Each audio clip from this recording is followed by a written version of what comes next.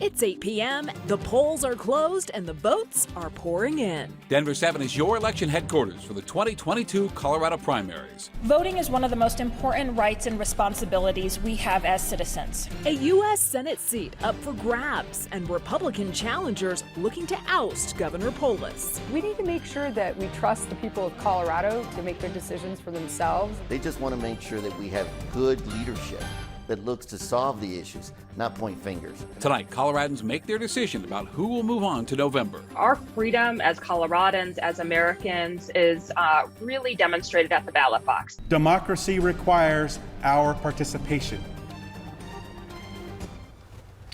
All right, good evening. We just learned who's going to be taking on Governor Polis in his re-election bid this November. The AP just declared Heidi Ganahl the winner as the Republican gubernatorial nominee. A very excited watch party there. Good evening, and thank you for watching Denver 7 News on Local 3. I'm Jessica Porter. I'm Shannon Ogden. Glad you're with us. Going to have fun tonight. Nearly 900,000 ballots were returned as of noon, and we're already seeing lots of results. In fact, we already have several final calls here. We have live team coverage breaking down what you need to know for the 2022 primary. But first, let's run those numbers. Republican Lauren Boebert has won the Republican nomination for District 3. She beat challenger Don Coram with 64% of the votes so far. Joe O'Dea just won the Republican nomination for the U.S. Senate race. He will take on, of course, the incumbent Michael Bennet in that Senate seat.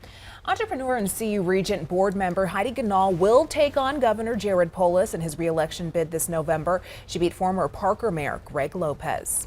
Moving along, Democratic incumbent Diana DeGette beat challenger Neil Walia, a former staffer for Governor Hickenlooper. So far, she has 85% of the vote to his 15%. All right, on to District 4 in the House of Representatives. The race has been called for the incumbent, Ken Buck, who defeated challenger, real estate broker Bob Lewis. Buck seeking his 5th term now.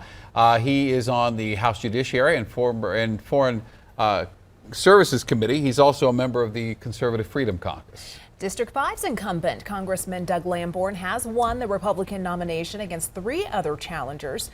And we have a couple of Democratic challengers looking to unseat Lamborn for District 5.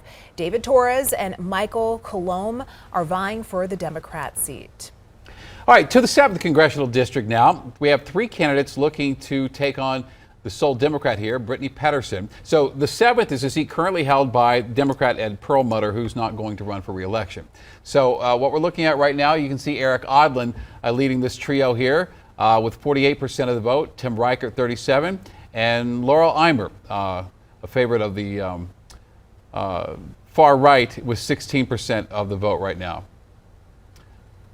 And Colorado gained a seat in Congress after the 2020 census, so we now have an 8th congressional district. It's roughly from Greeley down to Thornton, and we have 4 Republicans and 1 Democrat running in that. There's the results right now. Barbara Kirkmeyer leading the field right there. Last but far from least, Colorado's Secretary of State race is garnering national attention as the embattled Mesa County Clerk Tina Peters looks to take on incumbent Jenna Griswold while being investigated for election tampering during the 2020 election. Taking a look at the votes right now, Pam Anderson leading with 44% of the vote, Mike O'Donnell 29%, 26% Tina Peters, and Pam Anderson has won that race. All right, and let's go to Joe O'Dea speaking now about his victory live from his watch party. Super PACs controlled by Biden, Schumer, Michael Bennet. He denied it today. It's not his PAC. Really, Michael? He spent millions and millions of dollars trying to take me out, trying to make sure that this moment here for Colorado didn't happen. Me, Joe O'Dea, a carpenter, just a contractor, you know, has never run for any public office before. Millions and millions of dollars they dumped in. $10 million. They didn't put that in some of the presidential races that they've run. But there's an old football expression that feels really appropriate tonight. You are what the scoreboard says you are, right?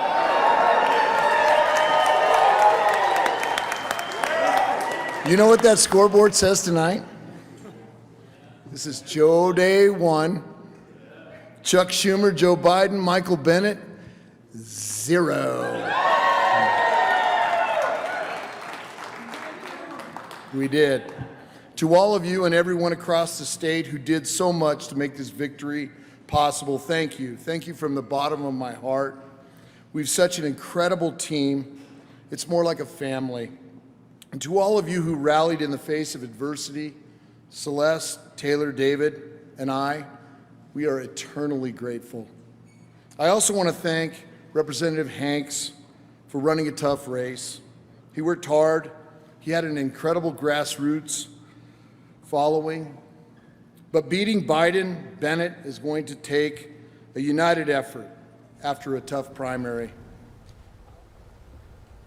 All right, Joe O'Dea speaking, taking a victory lap there at his watch party tonight. He will take on Michael Bennet in the November election for the United States Senate. Now, Colorado's Senate primary has picked up a lot of national attention, too. As you saw there, O'Dea is the one who will take on Michael Bennet. And with the current 50-50 split in the Senate, even one seat is going to make a huge difference. Denver 7 political reporter Megan Lopez joining us live in the studio tonight. So this one could be close in the general, Megan. It could certainly be pretty close for comfort for the Democrats. That was at least considered the case early on for Senator Michael Bennet's seat. It's gotten a lot of attention nationally because it's considered vulnerable, though not as vulnerable as some of the other states that are seeing some races, like maybe Pennsylvania, for instance, or Georgia or Arizona. The big question now is just how far a potential red wave will go and if it could possibly reach Colorado, which has become more blue in recent years. Really what I'm going to be paying attention to is unaffiliated voters. They by far make up the biggest voting bloc in the state. Now, the two candidates that you had talked about that are trying to or wanting to take on Michael Bennet, businessman Joe O'Dea, State Representative Ron Hanks, the two in the same party, but they could not be more different in their policies. Hanks is a first-time state representative. He's a military veteran, but most known for his criticism of the 2020 election. O'Dea, meanwhile, a very different type of candidate. He's the son of a police officer. He's owned and run a construction company for 34 years, and he's really kind of focused his message on fighting inflation, fighting crime, and reducing government size, programs, bureaucracy, and spending. He's talked a lot about the Second Amendment. Some things that he's mentioned, for instance, is that he wants to protect the Second Amendment. He doesn't believe that red flag laws are working. So it's going to be interesting to see how he kind of plays out against Michael Bennet in a general election. He now needs to pivot to a much wider audience when we're talking about a general election. Obviously, unaffiliated voters were able to participate in this because this is an open primary, but take a look at the election results that we've got coming out, and you could see they're refreshing every few minutes as we get more results, but you can see just how much confidence the voters, Republicans and unaffiliated voters, had put in Joe O'Dea. I also want to take a quick look at the map so you can really kind of understand how this is breaking down. So blue is going to be Joe O'Dea and where he, the counties that he was winning, and green is going to be for Ron Hanks. You can see he really did well in certain areas, but it was Joe O'Dea who really did well in the metro area, on the Front Range in particular. So this is something we're definitely going to be watching as this continues to fill out and really questioning how unaffiliated voters really influence this. Early results of what we were seeing, kind of those numbers trickling into the Secretary of State's office, showed just a huge switch between this election, this primary election in 2018, which was the first time that unaffiliated voters could participate in that. And what we saw is more unaffiliated voters casting a Democratic ballot in 2018, more unaffiliated voters this time around, a big number more, casting a ballot for the Republican primary this time. So again, we want to see all those final kind of numbers come in. Now it's a pivot to the general election for those Senate candidates. All right, Megan, and something we've been talking a lot about throughout this is outside money in some of these key Republican races. Joining us now, political science professor from the University of Denver, Seth Masket. Seth, always great to have you here. So we just saw O'Dea in his speech there talking about that all the bad guys in Washington conspired against him, you know, saying he was too conservative. But did that plan work? Because he's now going to be the nominee, and that's sort of exactly what they were hoping, isn't it? Well, yeah. I mean, one of the things we've seen is Democrats nationally playing a fairly high-stakes game of trying to pick their favorites in the Republican primaries, and they were, you know, trying to pick people who seem to be less electable for the general election. We know it's a fairly risky game because, one thing we learned in the 2016 election is that the candidate who looks unelectable can sometimes get elected. But also, it doesn't look like it's paid off today. In every one of these races where these outside groups were targeting and targeting the more moderate and trying to get elected the less electable candidate, it doesn't seem to have worked. The more establishment side, the more moderate Republican candidate seems to have gotten the nomination in many of these contests. So I want to move on to the Tina Peters thing in particular. A lot of people, a lot of this country was watching that Secretary of State's race to see if, she was going to emerge as the Republican Party's favorite. She did not win. In fact, she came in third out of three. What does that say about where Colorado Republicans are tonight?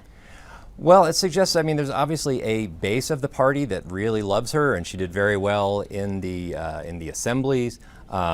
She has an enthusiastic base there, but for the rest of the party that seems actually focused on winning statewide, they weren't that impressed with her. I do wonder how much the ongoing hearings in D.C. related to January 6th have actually somewhat tarnished those who have been election deniers. And that may have harmed her and may have harmed some others. But so far, the party as a whole doesn't seem to be that impressed with her.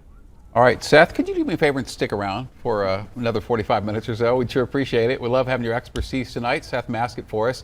And Denver 7 is your election headquarters for this Colorado primary. We'll have live updates on tonight's races throughout the show, as well as on the bottom of your screen. In addition to our coverage, you can get live updates on all the elections impacting you over on our website, thedenverchannel.com. Or stream Denver 7 News on the free Denver 7 Plus app, available anytime on your Roku, Apple TV, Amazon Fire, or Android device. Take the effing mags away. They're not here to hurt me. Let them in, let my people in. The star witness of a surprise hearing of the House January 6th committee, revealing bombshell new testimony. The president said something to the effect of, I'm the effing president, take me up to the Capitol now. A former aide in the Trump White House details the ignored warnings and the chaos around the West Wing. He said something to the effect of, there's a lot going on, Cass, but I don't know. Things might get real bad on January 6th. 90s again today. We'll see them again tomorrow, but a change arrives on Thursday. Getting ready for November. Republican candidates hoping for a red wave, and today we'll learn who's moving forward. The latest results pouring in for Colorado's midterm primary. We have live updates coming up on Denver 7 News at 8.